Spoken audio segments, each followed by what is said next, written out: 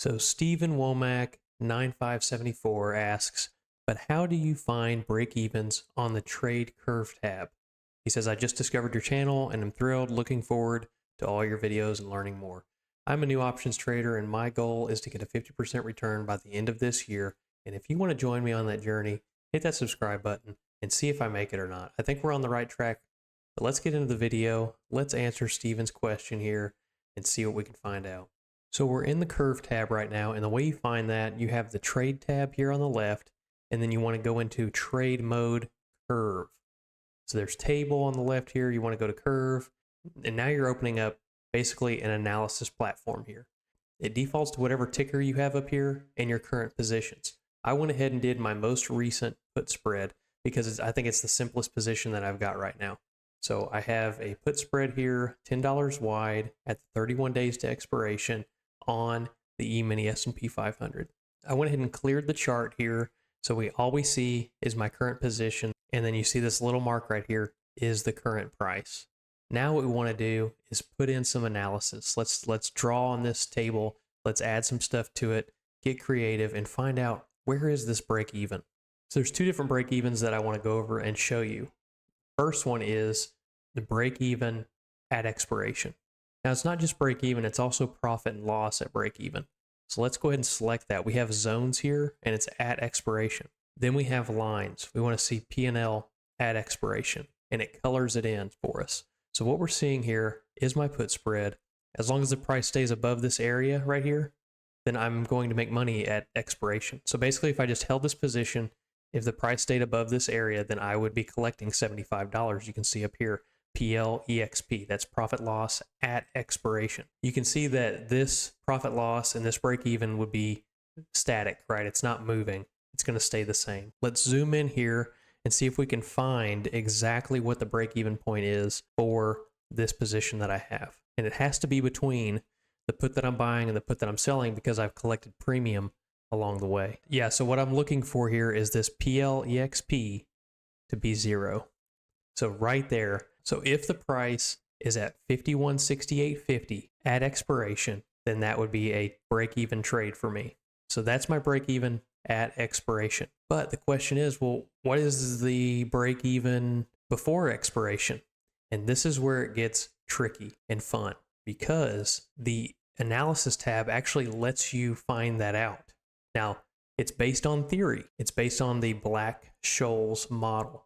So it doesn't mean it's exactly 100% right, but you can at least get a good idea of what your position could look like given certain criteria on this analysis tab. But first, it requires you to change it up a little bit.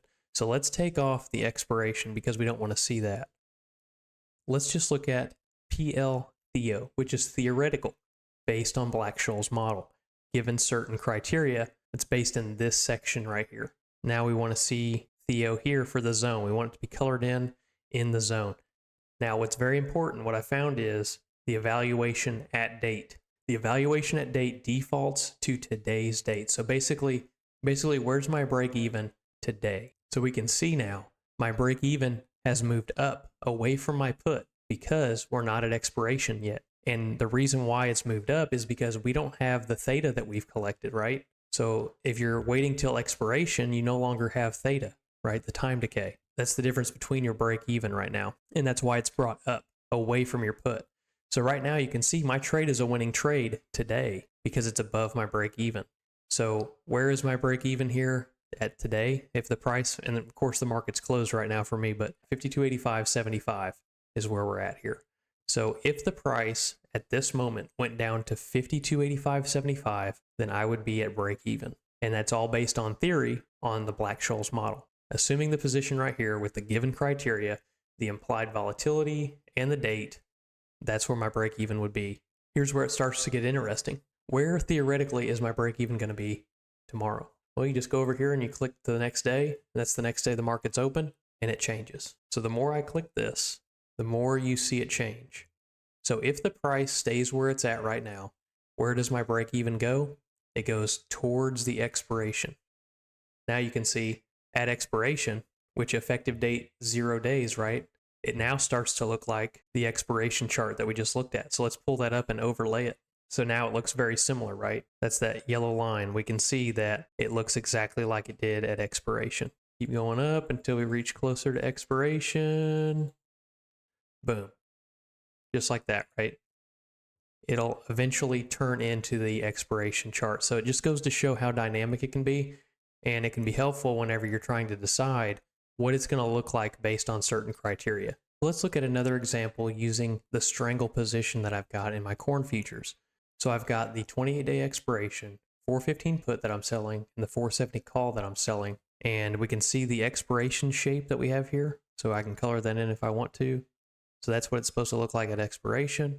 And then here is theoretically where the price is and my profit and loss is right now. So you can see I've got a break even over here at around $422, and then I have a break even over here at around $455 or so. And we're somewhere in the middle right now. That's the current price. So what does it look like over time, right? Today is $329. What happens if I push it up throughout time? You can see that it starts to take the shape of the expiration. So we can see there over time, theoretically, how the profit and loss changes. And it uses the theory, the Black-Scholes model, to give you that break-even point at a given time. And there's some other variables you can do, right? You can do the volatility, you can do the spot price where you think the price is going to be, and then also you have the time factor. Different variables that you can use to analyze it, but ultimately what you're looking for is your break-even price, and you can look at it at expiration, which is this shape right here. What does it look like if the price stays in between? How much do I think I can make? And you can see the PLEXP, that's the profit you can make, $337.50 on the corn futures here that I have. And theoretically, if I was to close the position right now at a given price, what would it look like? And that's the PL Theo. Now I close my positions at 50% profit. So typically what I do is I'll look at PL expiration, and if it says $337.50 whenever I'm in the green here at expiration, then I divide that by 2, and that's what I can expect to make on my profit as well. So what is the theoretical P&L? So we can see here that the theoretical profit and loss here, the Theo profit loss, is the actual cost minus the liq Theo. And what is the liq Theo? It is the theoretical liquidation value, and that is based on the analysis control variable. So what they're saying is your theoretical liquidation value, the price at which you liquidate it, is based on the variables that you set up in TastyTrade on the analysis tab there. So if we go back and look at it, it's based on these criteria. So it's based on the date, it's based on the implied volatility that you expect, and it's based on your positions that you have open.